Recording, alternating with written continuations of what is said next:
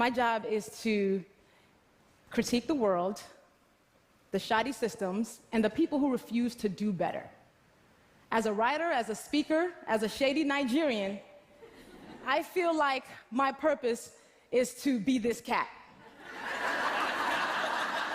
I am the person who's looking at other people like, I need you to fix it. That is me.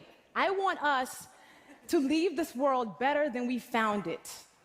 And how I choose to affect change is by speaking up, by being the first, and by being the domino.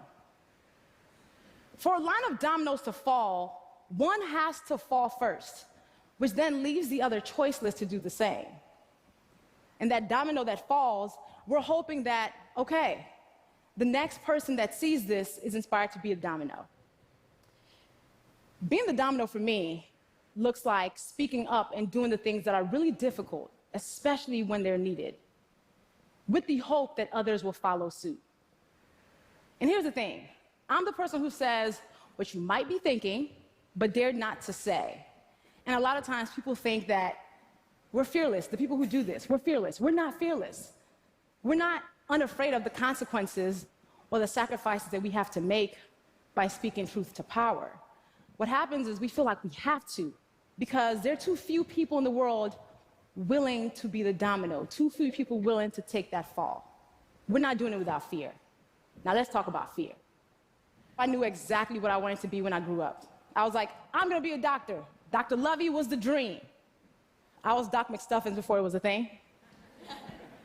And I remember when I went to college, my freshman year, I had to take Chemistry 101 for my pre-med major. I got the first and last D of my academic career. So I went to my advisor and I was like, okay, let's drop the pre-med, because this doctor thing is not gonna work, because I don't even like hospitals. So let's just consider that done for. And that same semester, I started blogging. That was 2003. So as that one dream was ending, another was beginning.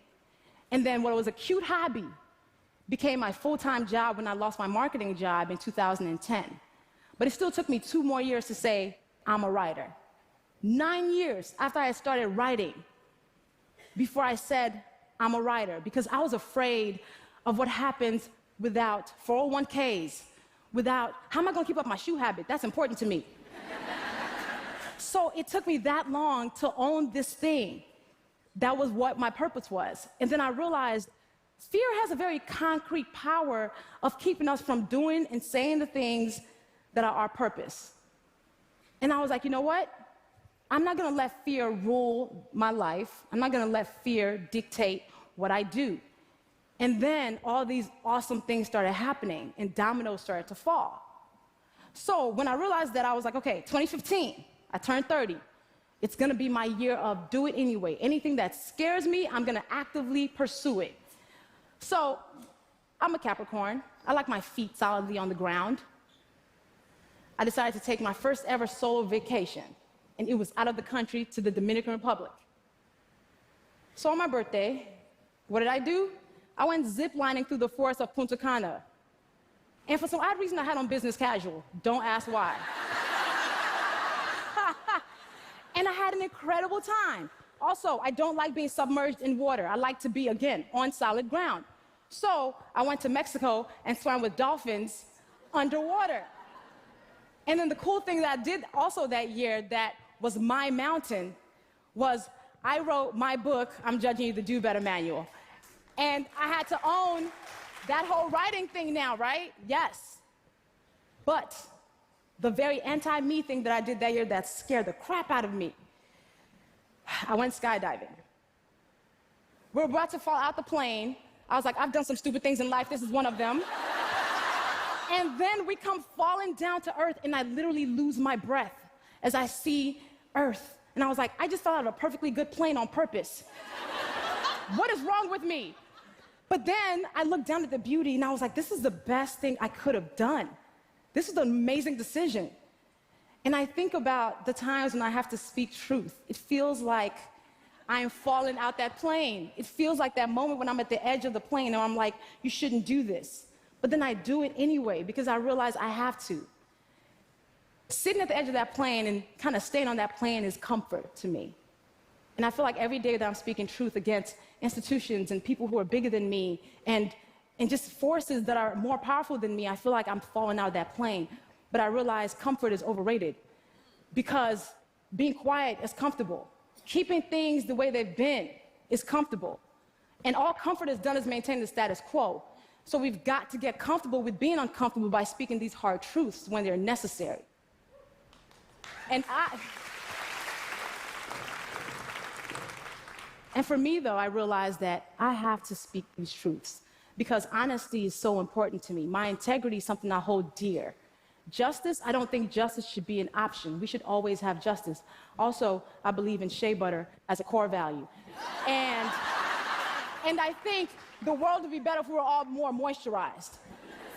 But besides that, with these as my core values, I have to speak the truth. I have no other choice in the matter. But then people like me, the professional troublemakers, should not be the only ones who are committed to being these dominoes who are always falling out the planes or being the first one to take this hit. People are so afraid of these acute consequences, not realizing that there are many times when we walk in rooms and we are some of the most powerful people in those rooms. We might be the second most powerful, third most powerful. And I firmly believe that our job in those times is to disrupt what is happening. And then if we're not the most powerful, if two or more of us band together, it makes us powerful. It's like co-signing the woman in the meeting, you know, the woman who can't seem to get her word out, or just making sure that other person who can't make a point is being heard. Our job is to make sure they have room for that.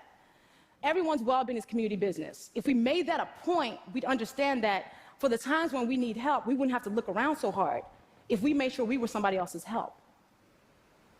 And there are times when I feel like I have taken very public tumbles and falls. Like a time when I was asked to speak at a conference, and they wanted me to pay my way there. And then I did some research and found out the white men who spoke there got compensated and got their travel paid for. The white women who spoke there got their travel paid for. The black women who spoke there were expected to actually pay to speak there. And I was like, what do I do? And I knew that if I spoke up about this publicly, I could face financial loss. But then I also understood that my silence serves no one. So I fearfully spoke up about it publicly, and other women started coming out to talk about, I too have faced this type of pay inequality. And it started a conversation about discriminatory pay practices that this conference was participating in. I felt like I was the domino the time I read a disturbing memoir by a public figure and wrote a piece about it. And I knew this person was more powerful than me and could impact my career. But I was like, I gotta do this. I gotta sit at the edge of this plane, maybe for 2 hours. And I did. And I pressed publish and I ran away. And I came back to a viral post and people being like, oh my God, I'm so glad somebody finally said this. And it started a conversation about mental health and self-care. And I was like, okay, all right, this thing that I'm doing, I guess, all right, it's doing something. And then so many people have been the domino when they talk about how they've been assaulted by powerful men. And it's made millions of women join in and say, me too. So shout out to Tarana Burke for igniting that movement.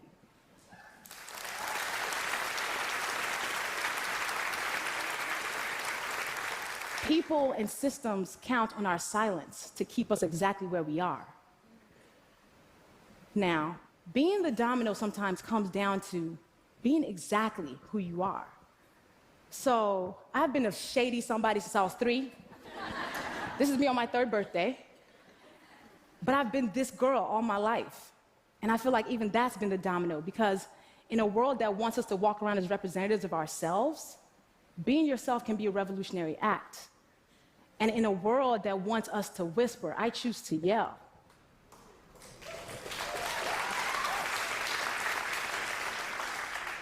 When it's time to say these hard things, I ask myself 3 things. 1, did you mean it? 2, can you defend it? 3, did you say it with love? If the answer is yes to all 3, I say it and let the chips fall. That's important. That checkpoint with myself always tells me, yes, you're supposed to do this. Telling the truth, telling thoughtful truth should not be a revolutionary act. Speaking truths to power should not be sacrificial, but they are. But I think if more of us chose to do this for the greater good, we'd be in better spaces than we are right now. Speaking of the greater good, I think we commit ourselves to telling truths to build bridges to common ground. And bridges that aren't based on truth will collapse.